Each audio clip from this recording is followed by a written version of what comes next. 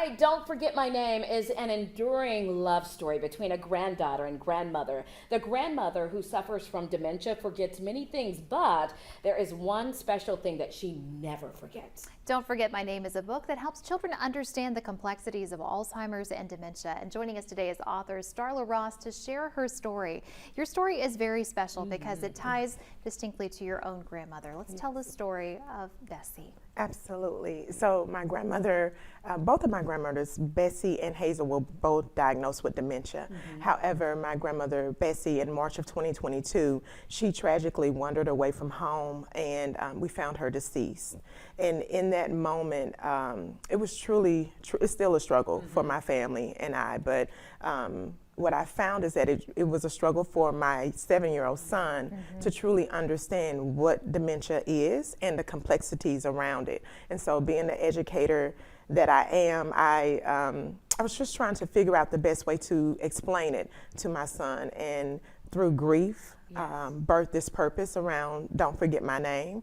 And it was actually one day when I was struggling with losing my grandmother that the words just came to me. I was really struggling with the fact of the disease. I was struggling with just losing her.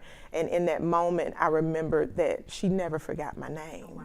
She never forgot my name. That's a blessing. Yes, that is a blessing. absolutely. You know, my great-grandmother had dementia as well, and you know, I think a lot of people could use this book because my kids will want to know, you know, who was my great-grandmother, what happened, and it's really hard to explain that, you know, they may forget your name or, you know, but they never forget the love. Absolutely, absolutely. And that's the important part about this story, is that it tries in the most simplest way to just share the complexities of the disease, but it also lets the children know, or let anyone know, how love can still help, how love encourages, how love continues to be at the center of who we are as people. And as long as we continue to be patient and show love, that is the one thing we can always remember, because this disease is very hard and very tough to deal with. It is hard and tough, and it's hard to explain, and it's hard to understand, especially for children. But it's also hard as adults who may be the caregivers or maybe witnessing their own family members going through this. So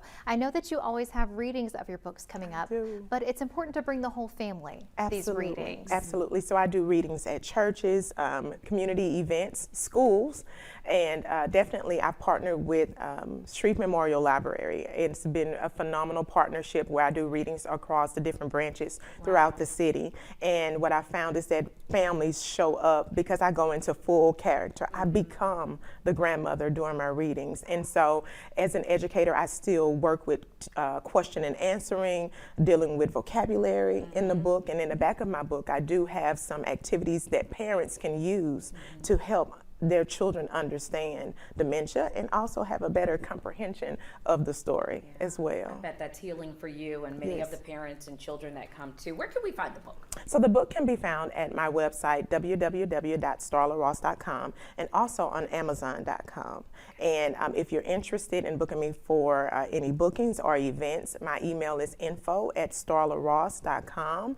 Again, I do readings everywhere, anywhere, and I love to partner with other people because this is a conversation that we really don't have in our communities, and I want to make sure that we begin to not only use my grandmother's names as a part of my advocacy, but as a part of the work around literacy as well. Well, Starla, thank you for sharing your heart and for sharing their stories. Thank you. Thank you all so much. Back in a moment.